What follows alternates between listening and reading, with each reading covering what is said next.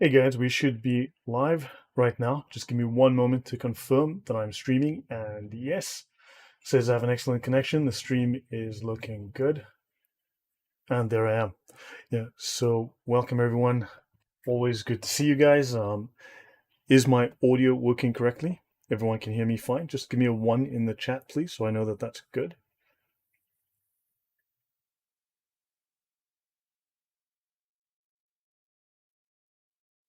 All right, excellent. Thank you, Edkin. Much appreciated.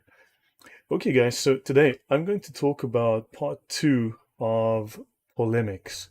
Right. This is, of course, the discussion of Islam versus St. Paul that I started a couple of weeks ago.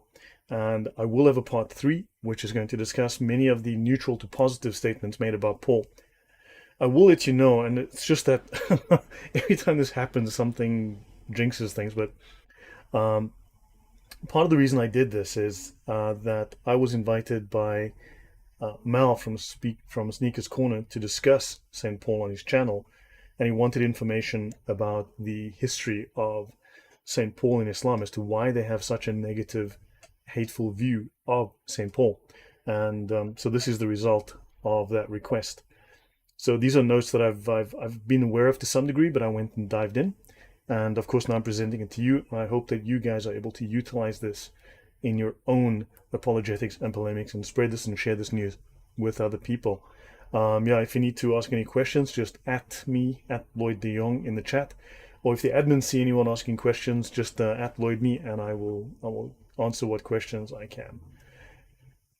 Okay, so perhaps let's just begin with okay, so my first thing, so let me just go back here. I'm just going to bring up my first. Okay, guys, question. This is the logo that I created, and currently it's called Islam Uncovered, right? But what do you guys think if I utilize the name and the logo Islam Unveiled on my channel? I don't have any particular branding plans or anything for my channel right now. However, what do you think? Islam Unveiled versus Islam Uncovered? I'd appreciate your thoughts. Just let me know. Just drop a note in the chat or in the comments afterwards. And also, I should be doing a show on Adam Seeker's channel on Tuesday. I need to confirm with him. However, I will be discussing, last time I discussed the Crusades, and I expect to be talking about I expect to be talking about Islamic slavery on the next chapter. Gewoon Frank, definitely Islam Unveiled. Excellent. Okay, thanks for that. Also, by the way, last week I was invited by a Telegram group. Okay, the Telegram group is called We Are the 99%. It was a fairly large group. I was invited to do a talk for 2 hours. I ended up doing 3 hours because there were so many questions and so much that was asked that I needed to follow up and add. Unveiled. Thank you, Alika. Much appreciated. Bill Shepherd, unveiled. Excellent. Then I can change it. Thank you for the feedback. So I did the show on this Telegram group called We Are the 99%, and however, it seems I've been invited back. Now they did say to me there's a lot of Muslims on this chat because these are largely British groups, right? And now I've been invited onto another group called Resistance United Great Britain. So the two groups are called We Are the 99% and Resistance United Great Britain. So I said a 3 hour talk last week, and I've been invited to do another talk tomorrow night. So tomorrow night I will be going back over the Crusades or Islamic slavery. I'll confirm that tomorrow. But this group has a large following, so that's what I've been also working on doing work for, right? To present this, there were a lot of Muslims on the chat. I was told by the admins, say what you have to say, just be blunt, be bold, be direct, and I was, and apparently I upset a lot of people, but everything was sourced, everything was backed up with facts, and yeah, they've invited me back despite the upset. Unhijabed. That's very well said. Unhijabed. Yeah. Okay, guys. So thanks for that. Let's move forward to the next step. As you know, I put this on my community tab. This is the holiest place in Islam. Have a look. Feast your eyes at the holiest place in Islam, the Kaaba. And here we have the Kiswa cloth blown off the Kaaba. Fantastic, fantastic. So this is what Muslims travel around the world to go and worship, to kiss, to hug, to venerate, to appreciate, because yeah, look at this dirty Islam defrocked Al Quran Hubbard. Yeah, that's interesting. Yeah, unveiled might be just more neutral, but yeah, I like that defrocked. They deserve to be. The door is bricked up. Allah cannot enter. Yeah, so there's a door. Apparently, there may be another door in the side, but who knows? With cow dung bricks, I don't know. They look like those hollow building bricks. You know, those concrete building bricks with the two hollows. You know, like the brick like this with a little divider in the middle, and it's man, who knows what. But this is cheap construction. I mean, compare this to a cathedral in Europe. Compare this to a cathedral in Italy. Compare this to the Sistine Chapel. I mean, this is just shocking. If this is how they venerate Allah, then Allah, it's like they don't care. They obviously don't care. This is just like, yeah, let's just give him something. We don't care as long as they worship, as long as they do what we say. Honestly, I'm embarrassed for them. I have second-hand embarrassment looking at this and thinking, this is the holiest place in Islam. It's pathetic. Is it a pizza oven, Todd? I suspect it may be. Edkin says the circumambulatory complex around Kaaba is incredibly expensive. True, that is true, but yeah, but think about it. Not the place itself. There's nothing beautiful about this place. It's yeah. Welcome, honeybee. Okay, let's. Oh, by the way, I don't know if you guys are familiar with this or actually knowledgeable of this, but when you fold across, you get a cube. It's an ugly structure, right, Dragon? It looks like a public loo, Strong Tower says. Yes, it does. It looks like a public toilet.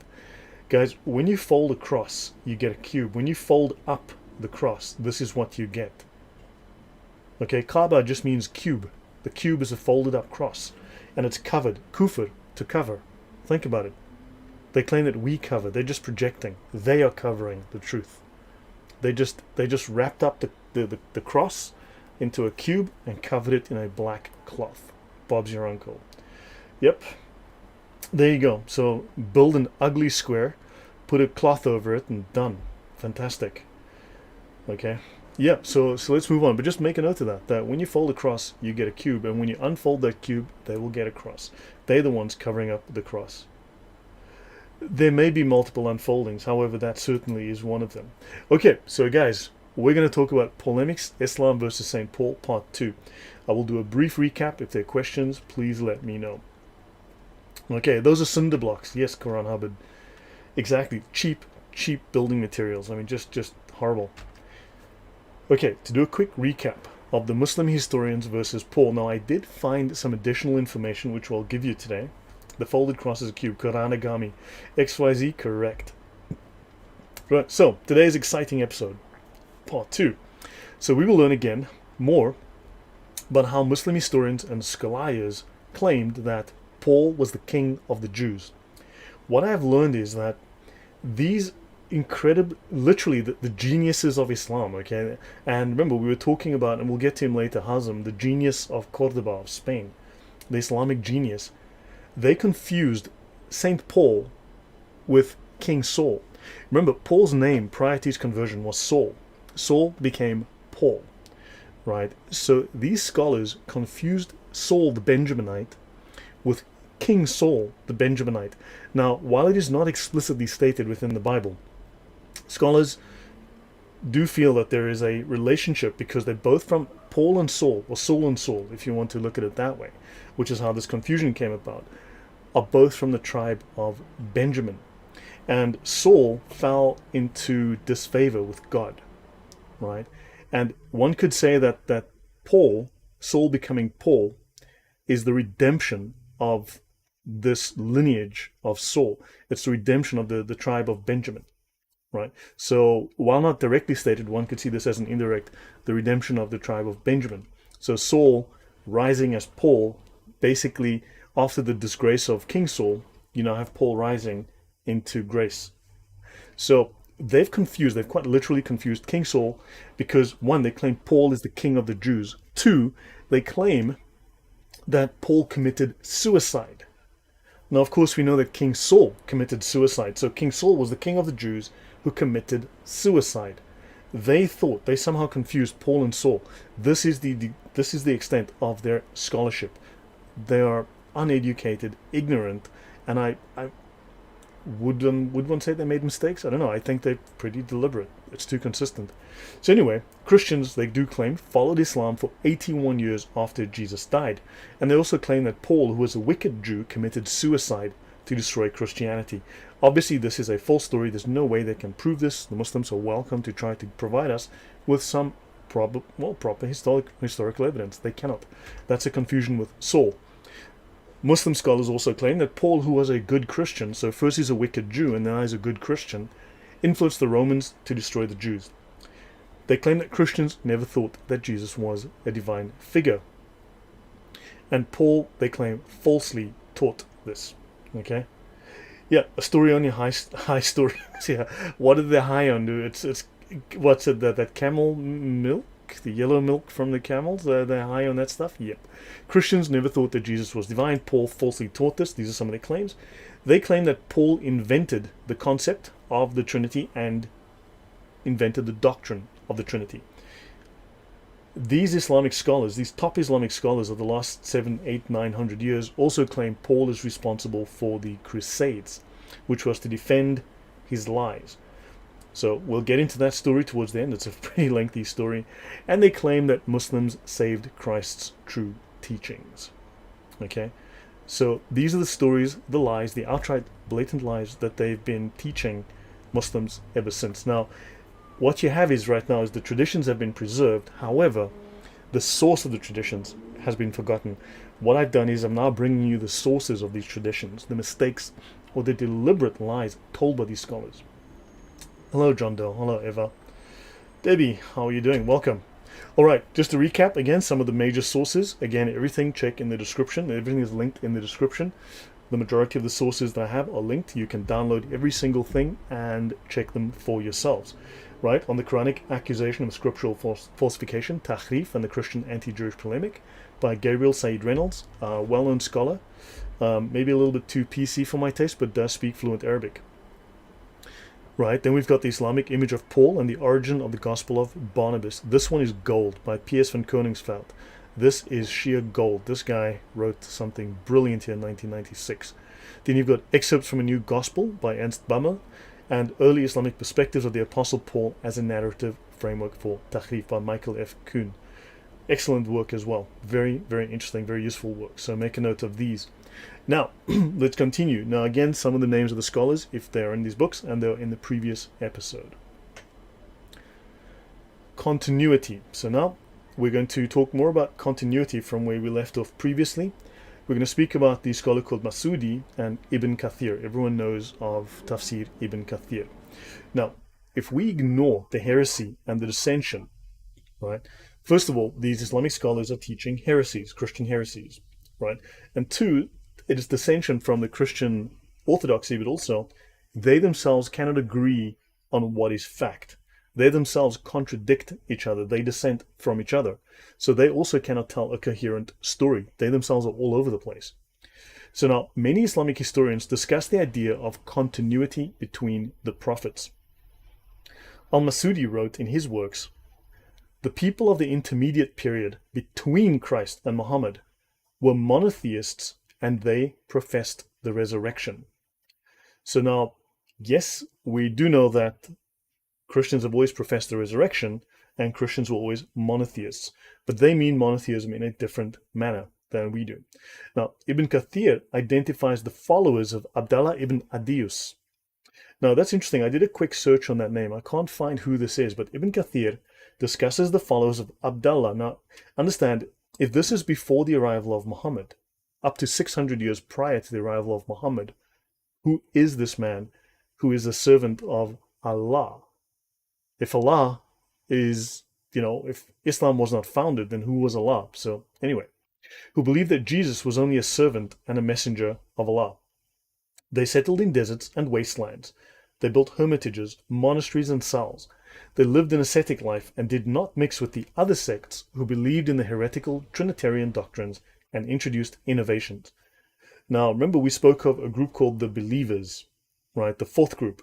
So there were three groups of people that Paul deceived. He told them each a different story and got them to fight each other to destroy Christianity, right? And then, of course, he went and committed suicide so that there was no closure to this issue. And these groups then fought each other and they caused a rift in the church and so on, blah, blah, blah. This is the story from the Muslim scholars.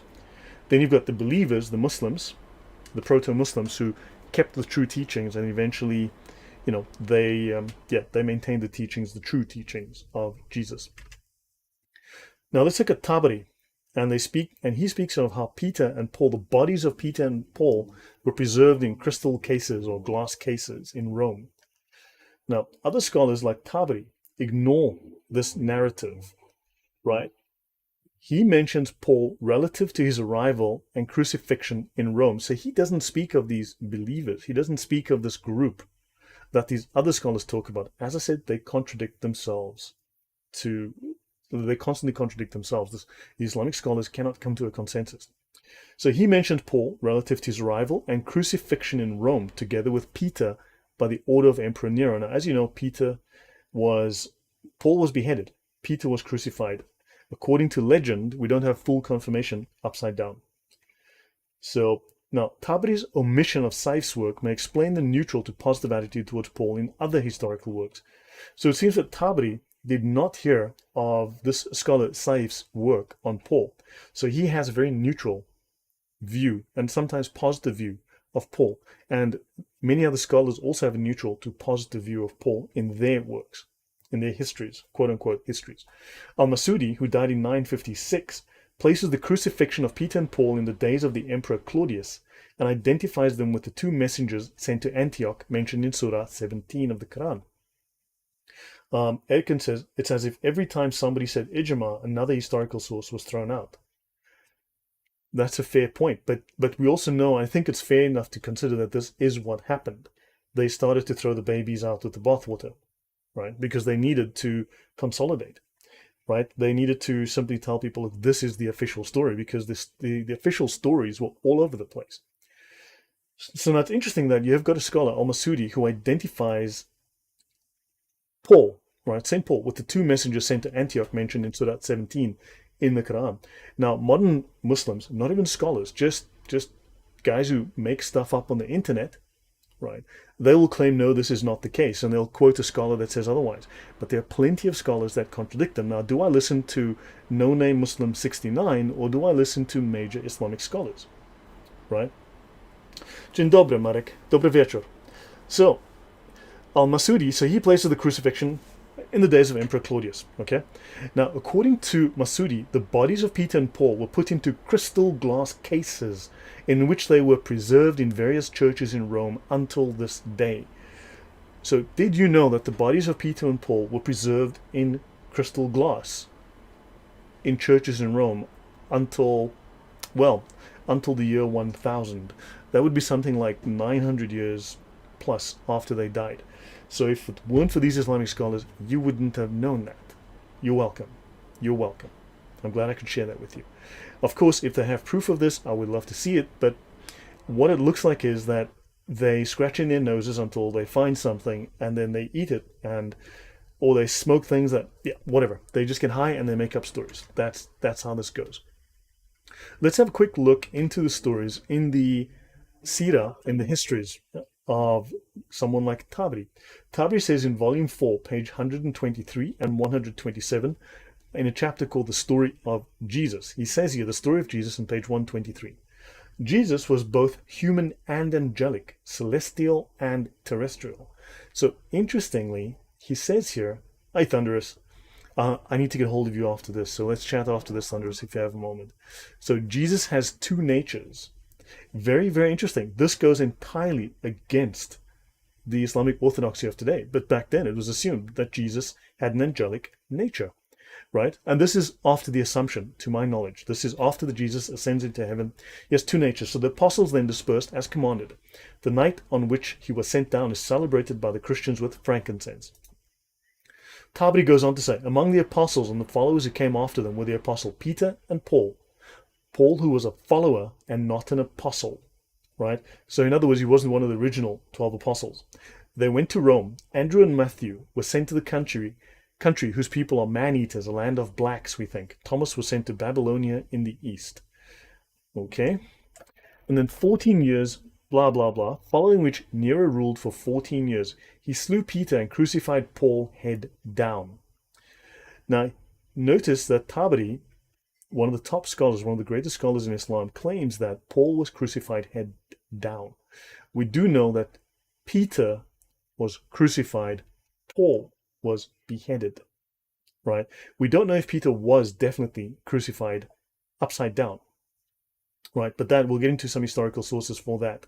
Actually, let me see if I have a historical source for that right now, just to clarify. Okay, so the Catholic Encyclopedia states, with references to historical documents, right, concerning the manner of Peter's death, we possess a tradition attested to by Tertullian at the end of the 2nd century and by Origen in Eusebius, Church History 2.1, that he suffered crucifixion. So we have confirmation from Tertullian and Origen that Peter suffered crucifixion. Origen says Peter was crucified at Rome with his head downwards, as he himself had desired to suffer. Now, interestingly, you've got this clear message from Origen, but if we look at the Gospels, now this is the let's look at what the Gospel says. Very truly, I tell you, when you were younger, you dressed yourself and went where you wanted. But when you are old, you will stretch out your hands, and someone else will dress you and lead you where you do not want to go. So Jesus is telling this to Peter. So Jesus said this to indicate the kind of death by which Peter would glorify God. Then he said to Peter, "Follow me." So this is all that we have in the New Testament, right? We don't have the full details of his death. So the details of his death are filled in by these early church fathers. Right, let's continue. So Masudi, Al-Jawzi, Peter and Paul. Now Masudi says, but most of those who occupy themselves with the history of the world think that they were killed during the reign of the 5th emperor Nero. So now you've got Claudius and Nero. So now the scholars are saying, hold on, it was during the time of Claudius. The rest is saying during the time of Nero. So again, they cannot consistently make up their minds as to when this occurred, right? Now, Al-Masudi identifies Paul with the 3rd messenger sent by Allah to Antioch. Right, that's in Quran 36:14 and also in the Tafsir Ibn Kathir. Ibn al-Jawzi, who died in 1200, identifies Paul as one of the 2 messengers described in Surah 36. And the crucifixion of Peter and Paul in Rome is also mentioned without any additional negative views by other historians, including a scholar called Ibn al-Athir, who died in 1232. So let's look at Quran 36:14. We sent to them 2, but they denied them, so we strengthened them with a 3rd. That's Quran 36:14. So in other words, 2 of the disciples, 2 apostles, were sent to Antioch to preach the gospel. However, they were encountering difficulties, and a mighty messenger was sent with them, and this is supposedly the apostle Paul. So we reinforced them, according to Tafsir Ibn Kathir says. So we reinforced them with a 3rd means we supported and strengthened them with a 3rd messenger. Ibn Jurayj narrated from Wahb bin Sulaiman from Shu'aib al-Jabai, the names of the first 2 messengers were Simon and John, and the name of the 3rd was Bulus. So these are Shamun and Yuhanna, Simon and John, and the 3rd was Bulus, Paul, which is the Arabization of the name Paul, and the city was Antioch, Antakya. That's now, if you go to Quranics.com, you look in the tafsirs of 36:14, you'll find that. And let's go and have a look. It says here, we sent unto them 2, and they denied them both, so we reinforced them with a 3rd. Right? We sent them 2, but they denied them, so we strengthened them with a 3rd. So let's have a look at the tafsir Ibn Abbas. We sent to them 2 apostles, Simon the Canaanite and Thomas. Now, this is very interesting. So now again, these Islamic scholars, these top scholars, can't make up their minds. They're contradicting each other, right? You've got Simon and Thomas, whereas previously we had Simon and someone else, and John.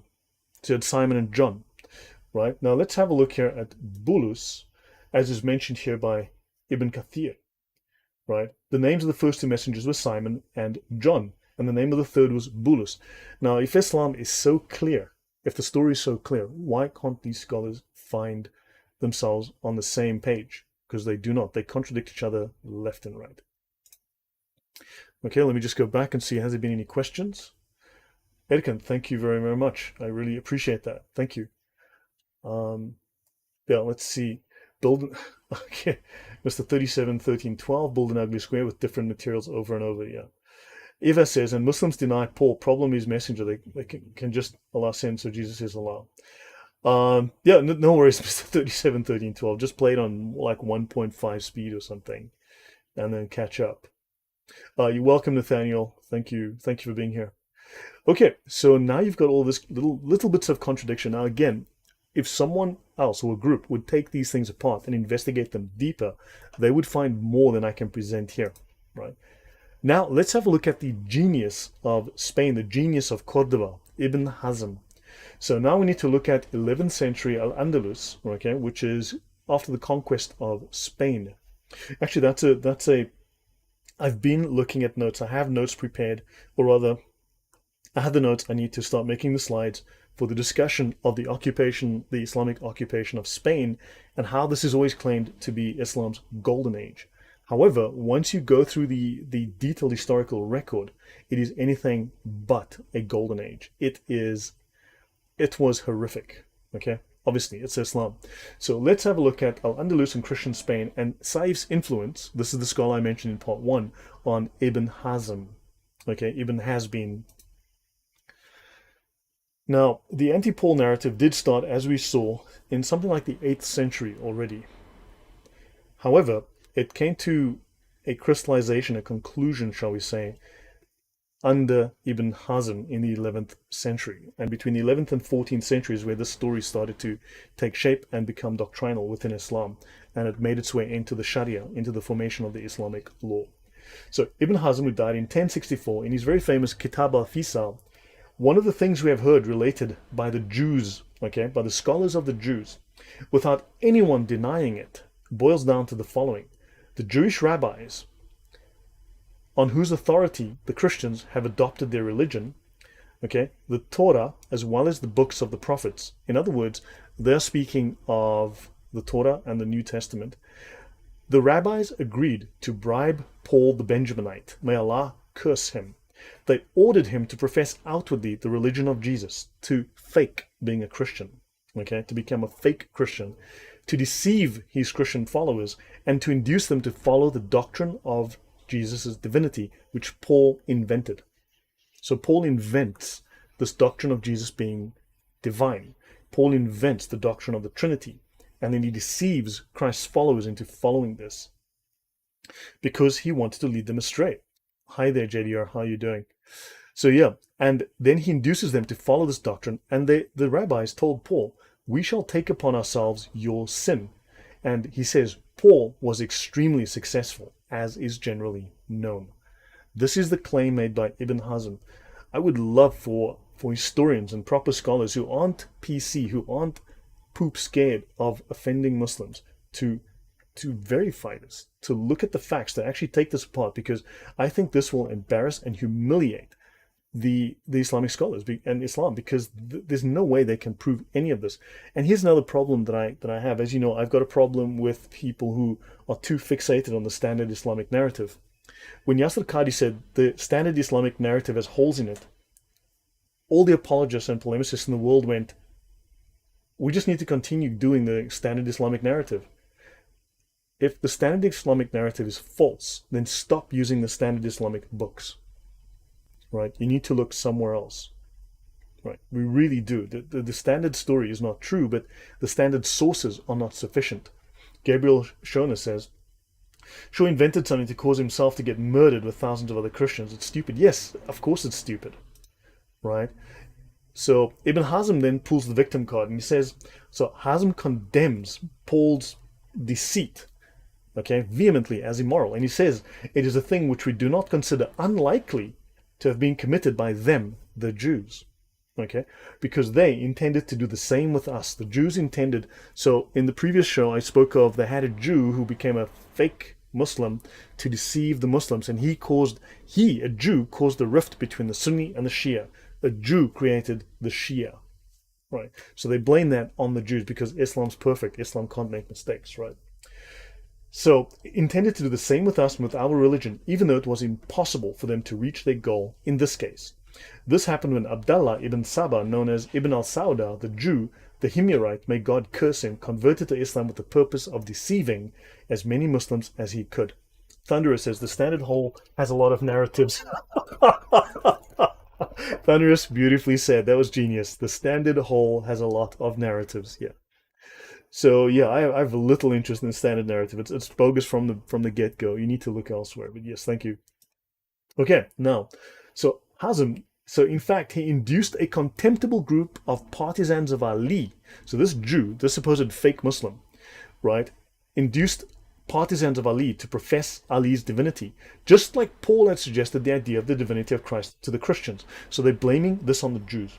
These partisans of Ali are the Batiniya and the Ghaliya to this day. The least unbelieving of them are the Imamiyya. May Allah curse them all. Bill Shepherd says, so there are other cases where Jews succeeded? Well, that's a good question. Exactly. Now, look, I'm one person. I can't chase down all these threads. But if people started to examine this, instead of going, have you seen Quran 9:5? I mean, seriously, man, if I hear that again, I'm going to slap the next person who says that to me. Because, yes, I've seen it. We've all seen it. No one on earth hasn't seen it. Do something original, right? So, yeah, Uzma Khan, shalom, welcome. Good to see you here. Thank you. Right, JDR, Ibn Hazm didn't know his Quran if he's making this point. And yes, but you see, JDR, they don't care. Remember, Islam isn't what the Quran says, it's what the scholars say the Quran says. And the final understanding of the Quran is in the Sharia, right? So, according to Ibn Hazm on Galatians, right? So, Ibn Hazm says, according to the Christians, sorry, this slide, I obviously made a mistake with the colors of this slide. Ibn Hazm, according to the Christians, Paul had prohibited circumcision, one of the firmest legal prescriptions of the Torah. He discusses the epistles of Paul, for which he apparently had Arabic translations. So Ibn Hazm supposedly had Arabic translations of the epistles of Paul. So he ridicules Paul's views on circumcision. Let me just move up to the top right here. So he ridicules Paul's views on circumcision. Now what's interesting is other scholars claim that it wasn't Paul that dealt with circumcision, but we'll move on. The cursed Paul, and here, this is where you have the first evidence of Ishaq Ibrahim, welcome, of Paul now formally by this major scholar of Islam, this absolute major scholar of Islam, this genius of Cordoba, cursing Paul. So this is where Paul becomes persona non grata. And he says in one of his epistles, the one to Galatians in the 6th chapter, we testify to every man who has been circumcised that he is obliged to keep the laws of the Torah completely. However, somewhat earlier, Paul writes, if you are circumcised, Christ will profit you nothing. How strange that Paul prescribed 2 different religions to Christians. Notice there's no context. Paul is speaking to Jews, right? He's speaking to Jews who became Christians, and then he is speaking to pagans, Gentiles, who convert to Christianity. These are 2 different classes, and Paul had to reconcile that. If you look at my series on Paul, on how Paul and the gospel are very much in accord with each other, this is explained there. But notice that his argumentation is very much like what Ahmad Didat would say, utterly out of context, right? Without appreciation for the differences, for the nuances here. However, for the 2 separate groups he's addressing, but this is very much, so this line of argumentation is about 900 years old. There's nothing original here. Muslims today just repeat this. Yes, guys, thank you. Please give us a like, make jihad on the thumb, and please beat it until it's blue. I'd appreciate it. Okay, so David, welcome. Yes, of course you can rerun it, or just play it at like 1.75 speed, and then it'll catch up with me. So now let's move on to the next slide. Now, the person who is circumcised is obliged, Ibn Hazm goes on, the person who is circumcised is obliged to keep the laws of the Torah, but Christ will profit him nothing. However, Christ will indeed profit the uncircumcised, although he is not obliged to keep the laws of the Torah. So now he's stating that there are supposed contradictions. Now, of course, this is not an honest reading of what is in the Gospels. So now, Paul and other disciples, other disciples, he says, were circumcised according to the unanimous Christian view. It follows that Christ did not profit them. while they were bound to keep all the laws of the Jews. Now, again, I'm not going to go into all the context of this, but Paul does state in one of the Gospels, he does state that, look, if you want to live by the law as opposed to the grace of Christ, then you need to keep all the laws, right? So again, there's a distinction that he fails to make and that Muslims today are following these arguments. So this man is he's the originator, shall we say. Ibn Hazm, maybe not the originator, he's the guy who took all the previous polemics against Christianity, he formulated them into a coherent doctrine and then wrote those out. And what happened is then, of course, his successors, his students, Ibn Taymiyyah and Ibn Qayyim, then became the people who then spread this, who made these common and public and popular, right? So since most Christians now living among the Muslims are circumcised, it follows that if he was speaking the truth, Christ does not profit them either, while they are obliged to keep all the laws of the Torah. Now notice again, the Jews were the early converts. All of the early Christians were Jewish. What set Paul apart was he was the one who went and preached to the Gentiles, right? Originally, it was the Jews that were being approached, and then he went and preached to the Gentiles. So, of course, the Jews, by birth, by the 8th day, are circumcised. So now he's trying to misuse these statements in the New Testament in his argument, right? But if Paul lied concerning this matter, how could they then accept the teaching of the religion from a liar? Yet one of these two possibilities must be true. No, neither is true. He's simply misrepresenting these arguments. Apologies, I didn't realize that the slides were coming out in light gray. They should have been black. I have no idea what I did here. I'll have to fix that on the next run, but hopefully they're still visible. Now, referring to Galatians 2, Ibn Hazm says, he also says that John, the son of Zebedee, and James, the son of the carpenter, together with Peter, ordered people to abandon circumcision while they would do the contrary. So in other words, they would be circumcised, and yet they would tell people not to be circumcised. They didn't do the contrary. They were circumcised by the time they were 8 years old. That was the Jewish custom. But this is not the way to establish the truth in preaching religion. It is rather a guileful instruction and a form of deceit. So this is the original argumentation from Ibn Hazm against Christianity.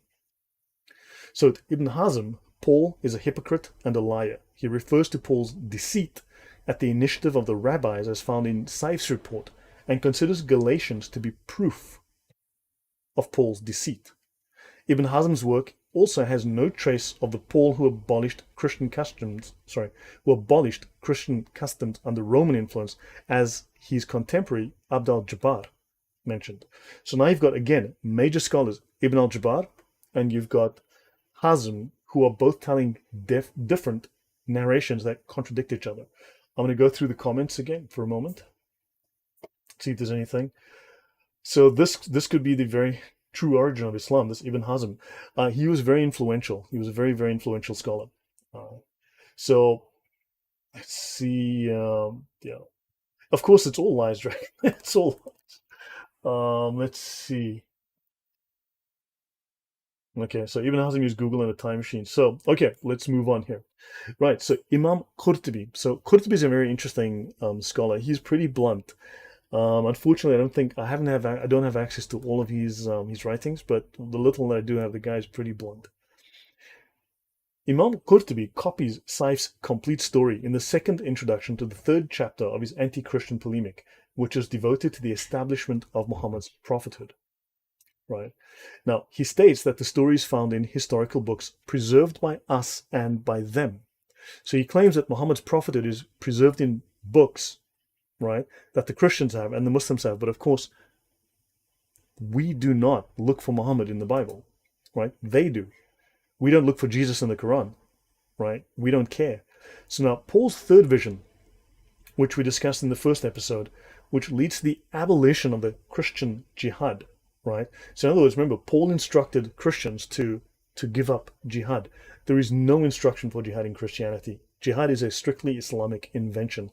It is unique to Islam, which is warfare for all time against all non-Muslims to establish Islam, to enforce Islam on the world, right? This is not mentioned in Qurtubi's work. Otherwise, he includes all of the details from Saif's story. Now, during the Reconquista, there were continuous battles between Muslim and Christian Spain. Hundreds of years of battles. So this vision, it seems, historically had lost its credibility. So people weren't spreading this story anymore because basically they wanted to tell Christians, you guys need to roll over and play dead while we conquer your lands. Roll over and play dead while we invade you, rape your women, make sex slave out of your women, take your children back, and rob you blind, right? So unfortunately, no one believed this because obviously this, yeah, history speaks for itself. Now, this would explain also why Muslims will often claim that we're supposed to be peaceful. I think this idea has become part of the Islamic culture, a false understanding of Christianity. Okay, so, right. Now, let's look at Imam Qurtubi, and now he resurrects the concept of the quote-unquote believers. Nathaniel says, right, yes, Nathaniel, I agree with you. So, now, these believers, remember, Paul lied to three separate groups. He gave them three separate stories of Christianity. He gave them three separate contradictory narratives. Then he murdered himself. Paul kills himself to cause confusion, and so that these three groups would fight and destroy Christianity for him. Right? Now, the fourth group, the proto-Muslims, preserve the original teachings of Jesus, and they flee to Arabia, where 30 of their monks eventually meet Muhammad and they die as Muslims. Now, according to Qurtubi, this took place, but Allah knows best, about 40 years after Christ. Consequently, the whereabouts of the believer and his followers continued to be concealed. It's a secret. Shh. Whereas the followers of the other sects remained divided, but they intermingled. In other words, they cross-pollinated their nonsense stories, and their situation was not consolidated until the time of the Emperor Constantine. Their narratives read more like bedtime stories than actual historical analyses. Right, let's continue. Now, Imam Qurtubi, Paul, and Constantine. So let's look at some contradictions here again with the story of Constantine, the history here. So Qurtubi pays special attention to the practical and ritual side of Christianity. He explains, quote unquote, why the religion of the Christians is often contradictory to the teaching of Jesus. He reminds his readers that Paul changed their Qibla and abolished the dietary laws we're supposed to follow. So did you know that you have a Qibla? You didn't? Well, blame Paul. And of course the dietary laws have changed. Okay, fine and well. Then he says that the abolition of circumcision is blamed on Constantine. So now you've got Qurtubi, one of the major scholars of Islam, again, a major tafsir writer, who now blames circumcision on Constantine, not on Paul. Other scholars blame it on Paul. Again, they can't make up their mind, right? So now he discusses supposed changes and corruptions to Jesus' religion by Christians, but does not refer to Paul's Romanizing activities, right? The Romanizing activities of Paul, as described by Ibn al-Jabbar, which again I covered in the previous chapter. I can't remember them offhand, but you're welcome to watch it. So now they're forgetting the story. Remember, they're forgetting this story, right? There's no consistency. There's no consistent. They all just make it up as they go along. So it's hysterical stuff. Yeah. Okay, so Thunderous says, when a tight spot and desperate lying to defend Muhammad's prophet, it just uttered them. Allah knows best. Exactly. Precisely. Allah knows best. In fact, the phrase Allah knows best is part of what's called the Aqidah. Okay, this is the Islamic creed, right? So there's just like you have, let's say, the Nicene Creed in Christianity, you've got the Islamic creed. That's like a series of basic beliefs, like numbered 1 to 80 or whatever it is. Okay, and one of those is that when we do not know, we say Allah knows best. This is officially a line in their creed, in the Aqidah. Look it up. Go look it up online. Look up the Aqida. Sometimes spelled Aqeeda or Dah. Look it up and you'll see Allah knows best is one of the formal. When we don't know, we say Allah knows best. Right, moving forward. Let's look at scholar Al-Qarafi. So it's hard to make up lies. Don't be too hard on the ulama. That's all they do, man. It's 24/7, 365 lies. Qarafi views Paul as an imposter and a cheat. This guy is such an idiot. I'm just going to put you in timeout again. So now he views Paul as an imposter and a cheat who spread Trinitarian beliefs and sowed discord amongst the Christians. This is merely poisoning the well. This is merely steering Muslims away from the truth of the gospel. These narratives are mentioned in a section on circumcision in his book, where he claims that all Christians used to be circumcised until the time of Paul. But this is true. You see, now he claims that, conspiracy theory time. No. The early Christians were the Jews, right, who were supposed to adopt Christianity. Hi, Stephen. Yes, if you ever want to vomit whilst reading a tafsir, just tafsir al-Qurtubi. Yeah, exactly. He's blatant. The guy's just blunt. Thunderous says the greatest conspiracy in the history of politics and religion involving Jews, Christians, pagans, and without one shred of evidence. Yes, must be Islam. Of course, it's Islam. Right? What else can it be? So now Paul was the one who started proselytizing to the pagans, the Romans. Often they called the Romans, but they didn't necessarily mean to the Romans as such. They meant the pagans, the Greeks. Sorry, the Greeks, my bad. The Greeks. The Greeks were often just a name for the pagans, for the non-Christians, right? And people who weren't Jews, just everyone else, right? So he claims that all Christians used to be circumcised until the time of Paul, who forbade this practice and was like the devil to them.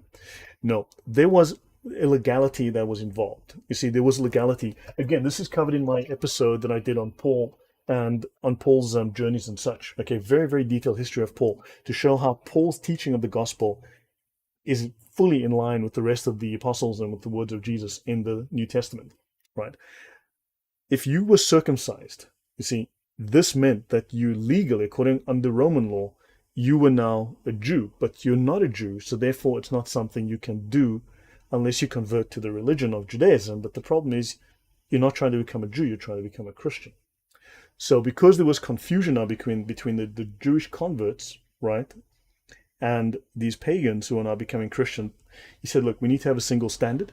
And the simple standard is that we will no longer make circumcision necessary because we don't want a friction between two groups, a division between these guys are practicing this stuff and these guys are practicing this stuff, and there's a conflict. He says, no, we need to harmonize on a single standard, right? That's the confusion here. That, in fact, there is no confusion. If you read the New Testament, this is clear, but these guys are not trying to present an honest reading. They're trying to mislead, deceive. They're dishonest. Okay, so he says that Paul forbade this practice, and Paul was like the devil to the early Christians. This cursed Paul was the first to corrupt the religion of the Christians after they had professed the unity of Allah. Now again, in the previous episode, I mentioned how others confused Paul with with Paul of Antioch, who was a heretic, right? A former Christian who turned into a heretic, and he was supposed to be the first who corrupted the religion of the Christians. So they confused those two historical figures as well. Okay, and he says here, he corrupted the Christians after they had professed the unity of Allah. And they changed the foundations of their laws, and he altered the system of their rules concerning circumcision. Notice again, he goes against the other scholar, Qurtubi, who said it was Constantine who did it. So again, now they can't make up their minds. Who changed this? I don't know. I'm confused now. So he was the originator of the confession of Trinity, which arose from his evil view. Okay, so any comments or questions? The greatest truth about Islam is that Islam needs to lie in order to defend itself as truth. Yes, I mean, look, it's compulsory in Islam to lie. As you know, I've shown this many times on the channel. It is compulsory, it is obligatory for Muslims to lie. Right? So, moving on. Let's look at Al-Qaisi, 14th century Paul causes the Crusades. So, sorry, Al-Qaisi from the 14th century. So his story is that Paul caused the Crusades. The Crusades happened because of Paul. So this is an interesting story. It's a little depth, but it's going to be interesting. So yeah, buckle your seatbelt. Let's go on this ride. Eva says, but Muslims don't know how Paul corrupted Christianity, but running their mouths. Paul is a fraud. Why? Because he corrupted the Bible. But how? Well, yeah, and which parts of the Bible is corrupted? They can't tell us. Where's the original Bible? They don't have it. Thunder says, Jesus, the truth will set you free. Yeah. In Islam, the truth will cost you a fee. Right? Or something like that. So, Al-Qaisi, he presents, Islam relies on, of course it does. Somehow YouTube wanted to block that comment. It's crazy what YouTube wants to block. Now, Al-Qaisi presents Saif's narrative as illustrative of the historical causes of division amongst Christians. Right? He explicitly states that the story was derived from the 5th volume of the Diwan of Saif Ibn Umar al-Tamimi on the authority of Ibn Abbas. So now he corroborates Saif's story.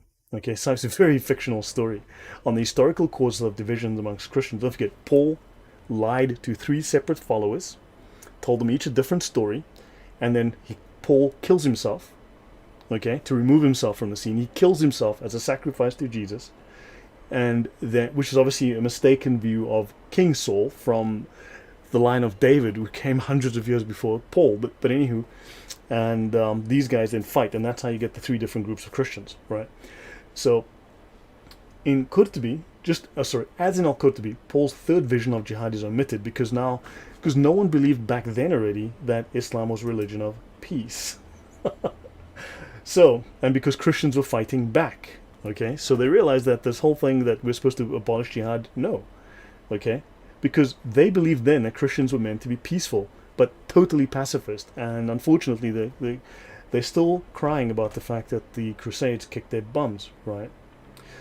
So now, Casey deals with the inconsistencies and improbabilities, supposed improbabilities of the Gospels. Okay? He says that among the Christians there was a group of friars called the Temple, who were a remnant of the believers' followers. Now remember, the believers were the fourth group. Paul lied to 4 people. These 3 believed him and fought amongst each other. The fourth group, the proto-Muslims, said, no, Paul, you're lying. Jesus was a Muslim, he was a monotheist, and we're going to hold the truth. And one day we will find and reveal the truth again because you're lying. And then he gets to the early Muslims who knew that Paul was lying, right? So now you've got a group of friars called the Temple. So the people of the Temple were a remnant of the believers. They were supported by, and they served the Temple, and they preserved clerical rule and took a remnant of the donations that the Temple received. Man, YouTube is just banning comment after comment after comment. So, yeah, we've got Captain Yemeni Falcon, who's talking right out of his butthole. JDR, my apologies. I accidentally deleted your message when I meant to hit Captain Yemeni's, and I've put you in timeout for a few minutes, possibly. So my apologies. I meant to hit someone else's, and it moved up, and I hit the wrong one. So JDR, not deliberate, accident. My apologies. So now what you have is, okay, so they were very wealthy. He says the Temple were very wealthy, and they considered themselves monotheistic, and they doubted Muhammad's message, which is very odd, very, very interesting. But Islam is comedy central. Yes, it is, ever. You know what? Just this birdie guy, just hidden. Yeah, thank you. JDR. Okay, so moving on. So let's have a look at what they mean by this. Now, these temple people, these priests, these friars, these monks who were Muslims, they taught that the true religion was the unity of Allah, that Jesus was the messenger and servant of Allah, and that the beliefs of the Christians were heresy. So you have Christians teaching that the beliefs of the Christians, so these Christians were secretly of the belief that the Christian beliefs were heresy. So they believed something else, but they pretended to be Christians. So they are what you call a secret Muslim, right? People talk about secret Jews. What's the term that they use, right? But yeah. So people blame this on the Jews, right? So anyway, in 709, priests and clerics became suspicious. They began to investigate and spy on these friars, and they discovered that the leader and representative had converted to Islam. This is Al-Casey writing. After a religious dispute, this leader handed over a letter. So this is the head of, you guys have probably figured it out by now, the Templars, the Knights Templar. The leader handed over a letter in which he defended the friars and explained that they were all pure monotheists, which was in conformity with Islam. So the leader of the Templars admits to following Islam and to not being a Christian and to not believing in Christian doctrine. Right? So the head of the Templars, according to this Islamic scholar, claims to be a Muslim. This letter went to the Pope in Rome, who opened it secretly. The letter started with the Islamic Bismillah formula, okay, and the usual eulogy on the Prophet, according to this Islamic history from this historian. It accused the Christians, so the head of the Templars, accused the Christians of following the mendacious teachings of Paul the Jew and abandoning the teachings of the Imams and Jesus. The Pope informed his inner circle about the contents of the letter, and the Pope hid the letter in his ark. The Pope then died shortly afterwards. The ruler of France discovered the letter and was outraged that no one had told him about it. He summoned the priests and informed them of the letter. And then the King of France said, "By God, this is what Jesus has promised us. The Muslims will inevitably appear from the Arabian Peninsula, and from the whole of Al-Andalus. They have discovered the truth of the lie of Christianity, the truth of our religion, and they are well informed about our secret. So the Muslims will reveal the secret that Christianity is false and that it is actually hiding Islam as the truth. And so, what does the French king do? He says we have to raise an army and go kill the Muslims because we can't have them telling everyone that Christianity is false now, can we? And that's how Christians attacked Muslims in the Crusades. Let's go on. Since these letters testify that no one but Allah should be worshipped, so expel these friars, because I fear they will let in the Muslims who will find out that these friars are monotheists, and they will then destroy our country because, because we're evil, because we don't follow Islam. We follow perverted Christian beliefs. I will send for the ruler of Portugal, the knights, the common men, and the rulers of Castile and Aragon, in order to form a coalition against this people and expel the friars, the Jews, the Muslims, and send them to the land of the Muslims, to seize it, to steal it from the Muslims, and their land will become ours, because, man, once a thief, always a thief, right, I guess. Thereupon he expelled the Jews from his land and confiscated the friars' wealth and possessions. They then took a solemn oath to expel the Muslims and to baptize all the Muslims. There you go. That's the Islamic history of the Crusades. Bet you didn't know that. I want to go through the comments for a moment. But this fiction, this absolute fiction, is insane. This is what they wrote and believed. So let's have a look if I missed any comments. You can find you can't find the word Tawhid, exactly. Well, you can't find Trinity in the Bible, but you can't find Tawhid in the Quran, right? So let's see, how many lies Islam have? Yes, that's all lies. It's 100%. In all of this fabricated Islamic version of history, why is Allah not mentioned? Because Allah wasn't invented yet. Thunderous.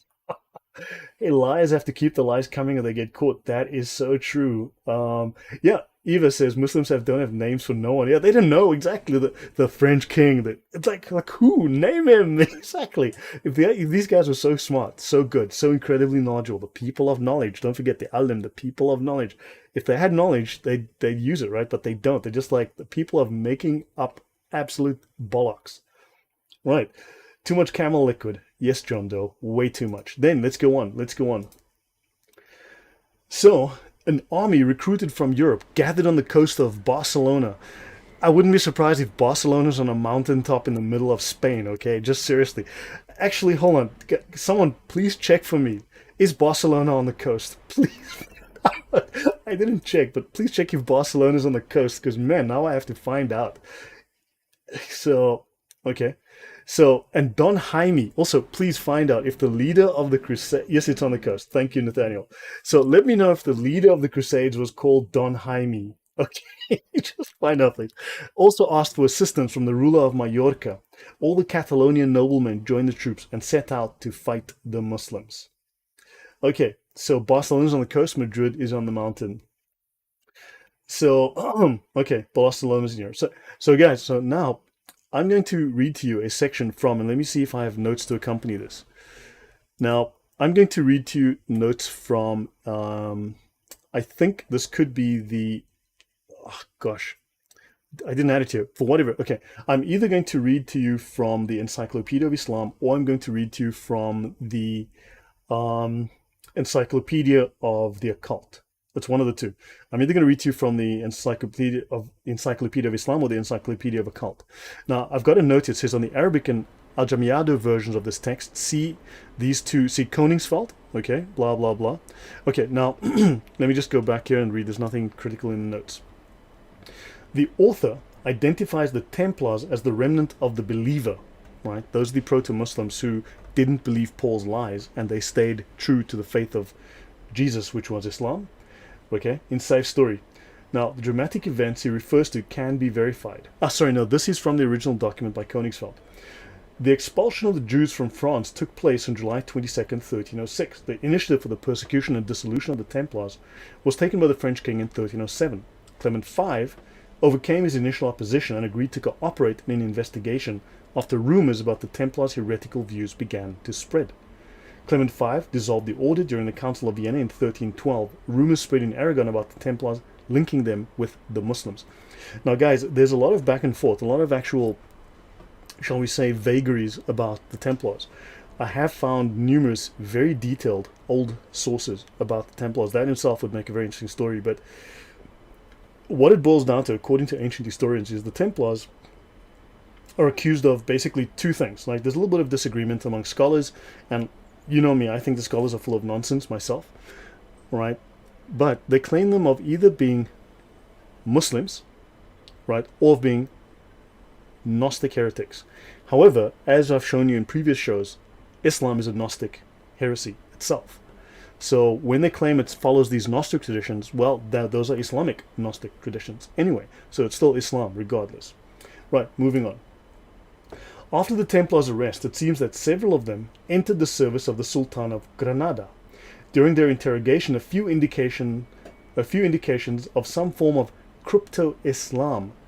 In other words, the Templars were secret Muslims. Okay? Now, Jews are constantly blamed of being crypto-Jews, right? Of converting, but being secret Jews working undercover for the benefit of, I don't know, world domination. Now we have very open discussion of the Templars being secret Muslims, crypto-Muslims.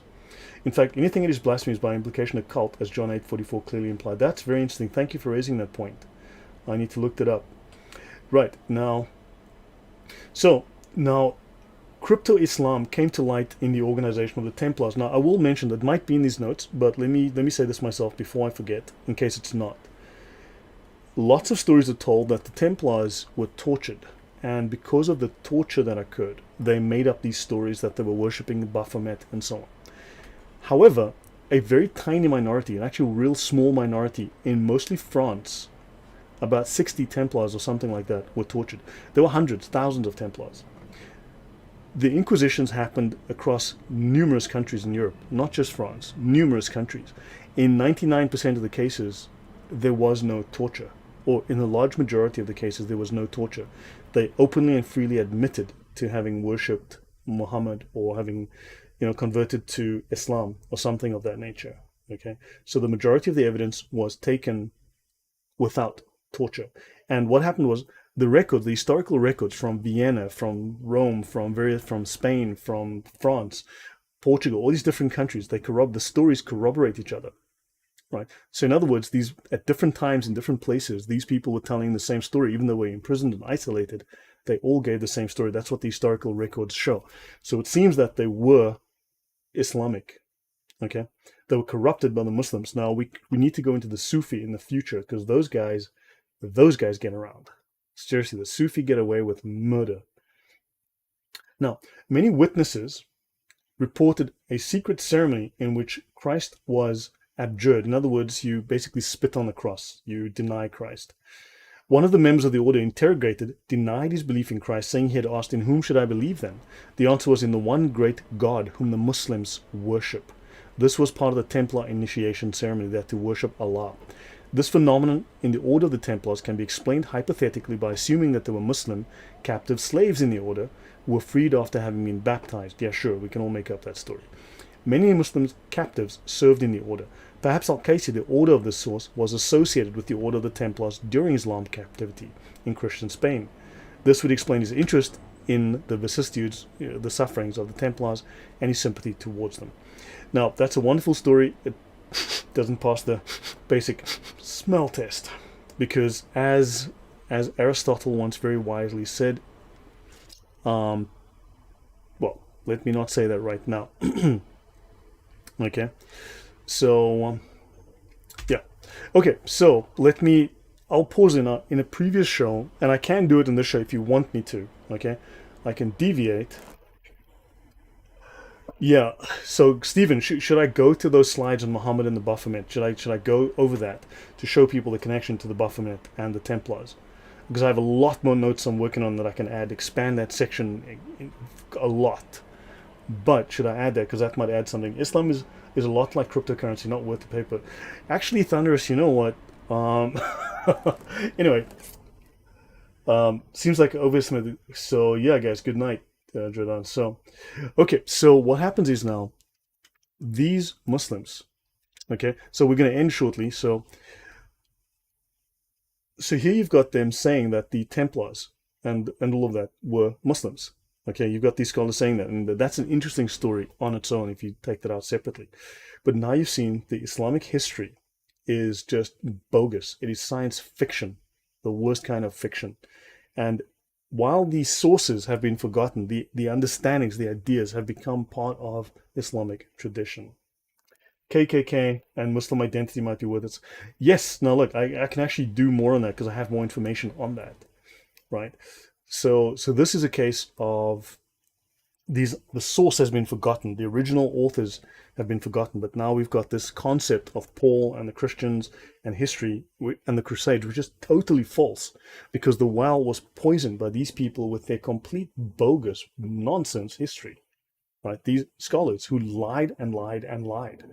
And now that idea has created this hatred, this misunderstanding, this deep-seated resentment, and just this belief in the lie within Muslim culture. Okay, so now they just work off the lie, but the source was 900 years ago, and they've forgotten this. So yeah, any questions, any comments from you guys? But yeah, that I might briefly. So right, Islam, as I've always said, and I have a show called Islam is the Religion of Deceit. So this is Paulemics, part 2, right, leading up to the Gospel of Barnabas. Now the Gospel of Barnabas, I'm not going to go into depth on that, but the Gospel of Barnabas obviously is a Middle Ages forgery. It's a complete fraud. Now, in the Gospel of Barnabas, which is supposedly an Islamic fraud, at the same time, one observes a radically different sentiment in the Islamic traditions and the Gospel of Barnabas. In the Gospel of Barnabas, Paul is just in error. Paul was deceived. Paul is not the deceiver. Paul is deceived. Paul is not ruthless. And he's not the deceiver that he's working on behalf of or against the Jews. Remember, again, contradictory stories from these scholars. Paul worked for the Jews or Paul was trying to kill the Jews. Very hard to know which one is true because they can't make up their own minds. And the errors of Paul within the Gospel of Barnabas, again, are reluctantly admitted, right? So there are certain parallels with these various stories, right, told by these Islamic scholars that have created the narrative, the standard Islamic narrative, okay? So Muslims, as you know, go to a mosque where they experience what's called special high-intensity training. So it could be that, it's the special high-intensity training narrative where they're taught how to be good little Abduls. So anyway, notwithstanding the parallels, the general atmosphere is very different. So, so why do they switch the narrative? Now, that's a good question. I don't know, but I just wanted to put that in here out of interest. Because Muslims have used the Gospel of Barnabas for a long time, but then, of course, they discovered it's fake. No one believes it anymore, so now they stop using it, right? So Shabir Ali talks about it and says Muslims should stop using it because it's known to be a fake. But it's so weird. Never thought about this. Yeah. So now you've got these. Do you understand? You've got these multiple different, utterly contradictory stories. Why don't modern Western scholars rake these people over the coals? Why don't Christian apologists who are supposedly PhDs and MBAs or whatever the heck they are take note of all of this stuff, okay? And then go to Yasser Qadhi and say, look, man, explain this crap. Explain this nonsense. Explain these contradictions. These are your top scholars. These narratives are bogus. No one does that because we have to be nice. These Muslims are lying left and right, and here we are. We can burn them with this nonsense because they are scared. Bullshit, but he's correct. So GOB, not sure what that is. Just remind me. Denies Jesus brings the Messiah. Thus, this contradicts the Quran. So kind of the Gospel of Barnabas denies that Jesus brings Jesus the Messiah. Thus, this contradicts the Quran. So kind of exposes the stupidity of Muslims who quote the Gospel of Bart Ehrman for that. Okay, yeah. Yeah, so what I'll do is, guys, so thank you. So that was Paulemics part 2, right? Which took us up to the Gospel of Barnabas. And part 3, which I will make the slides of this week, hopefully, presents the neutral to positive evidence of Muslim scholars and historians versus St. Paul, where they have pretty neutral stories of St. Paul, generally positive. So guys, if you like this, please like the video, share it, subscribe to the channel, tell your friends about it, and use this information. Please, all the reference works that I used are in the description box for download. And look, guys, also, I do appreciate your donations. Thank you very much for that. Yeah, special, yeah. Dawah, when you go on Dawah, Muslims have special high-intensity Dawah training, okay? Yeah, Dawa training involves special high intensity training for Dawa. So I appreciate your donations if you do give them. And if you like the information, if you find it useful and you want to support my work, thank you. But guys, please take this information, use it. Okay. I am active in the comments. You have questions, let me know. And guys, do you want me to go over the section? Actually, you know what? I can do it another time. It's been an hour and a quarter, so let me pause here. Thank you, Nathaniel. So, guys, what did you learn today? Let me know. What was new? What was useful? Gabriel, you're welcome. Thank you. What did you learn? Hopefully, this is all new to you. This is all new information, and I hope to be doing this on Sneakers Corner next month. That's the plan. So I will be doing a show on Sneakers Corner on this. So let's hope that. Also, by the way, guys, Sam Shamoon invited me on his show, and unfortunately, on a couple of occasions, and this has not happened. Not for whatever reasons. And yeah, if you want me to go on his show, want to talk about anything particular, please go and bother him. Let him know that. Just remind him. Yeah, so more people can get this message. All right. Yeah, the development of the narrative on Paul's corruption was new to me, says Nathaniel. Jordan, yeah, no, please watch it later. I'll be in the comments. Snakes Corners. Yeah, so this is the history of the development of Paul's corruption. Part one goes into much more detail. It's a bit longer, but yeah. So now, all of it was massively helpful. I never knew any of this, but where it all started. Yes, this is the history of it. There's more. There's more to be uncovered, but I can't go and take 200 pages worth and read them all to you. But I wanted to give you the synopsis. All of the references are there. So yeah, this is the history of Islamic polemics, and the godfather of this, not the originator, but the godfather of this would be Ibn Hazm. However, he is kind of forgotten, and he influenced Ibn Taymiyyah and Ibn Qayyim, who wrote the two books that became the foundation of anti-Christian polemics in Islam. Right, and I have shows on those. So look up the stories on Christian anti-Christian polemics on my channel, and you'll learn about Ibn Taymiyyah, where you learn the most frightening things. Actually, let me show you the kind of things that he would say. So actually, I'm just going to bring up, because you will find this useful. Uh,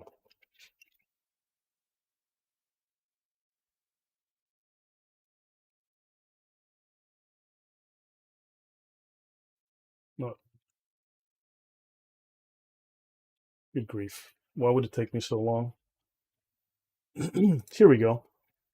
Yeah, let me show you this. This is a book by one of the disciples of ultimately Ibn Hazm, Ibn Taymiyyah, Ibn Qayyim. Okay, this is supposed to be one of the giants of Islamic um, scholarship. And let's have a look at his section on urine. Let's have a look. The prayer of the Nazarenes, right? The prayer of the Christians ridicules God. Christians chose a way of prayer during which the most devoted and ascetic among them would consider it no great matter if he happens to pass urine. This is while in church, while you're sitting in church during a service, sitting on the bench, you would pass urine dripping down your thighs and legs in church. Okay? And during church, you're going to turn to your neighbor and talk about the price of wine or the price of pork or who won in gambling. And then you will interrupt your prayer. Christians will interrupt their prayer to talk about similar things and urinate in their benches if they can. This is one of the single most popular books in Islam on Christian doctrine and belief. This is what is taught to Muslims today. This has been taught for the last 800 to 900 years, that Christians will, excuse my French, piss in their seats, in their pants, in church, and not care. Understand, this is quite literally. And there's a well-known group that does Islamic polemics, that talks about Islam online. I have provided to them information, research, documents written for them, trained them, and they are frightened, very frightened of discussing Islam. They have the information. They won't go there because they're scared. They're scared of the backlash. Understand, a lot of people are frightened, terribly frightened of the backlash if they offend Islam. So they'll say PC things, very PC things. This is what Muslims openly openly talk about, and we're afraid to just even admit that they do this. If groups that I have worked with, people I've taught, would actually just use their platform, which is way bigger than mine, 100 times bigger than mine, if they would just show the world, this is what Muslims teach in their mosques, this is what Muslims teach in the madrasa, imagine what people would say. Imagine. But they're too scared. They're frightened of the truth. So guys, what is stupidity? Yes, Michael? Incredible. But this is the start of it. There's plenty like this. Christianity and gospel, we present it now like what idiots, exactly. They're complete idiots. So guys, Dragon, yes, that is stupidity. So guys, I shall end here. I hope this was very useful to you. Please like it, make jihad on the like button, to beat it until it's blue, please, and tell people about my work. And yeah, let's hope I can get finally onto Sam's channel if he remembers. Yeah, so if you guys can bother him, just remind him. And thanks, guys. And any questions, drop them in the comments below. I'll be happy to engage with you there.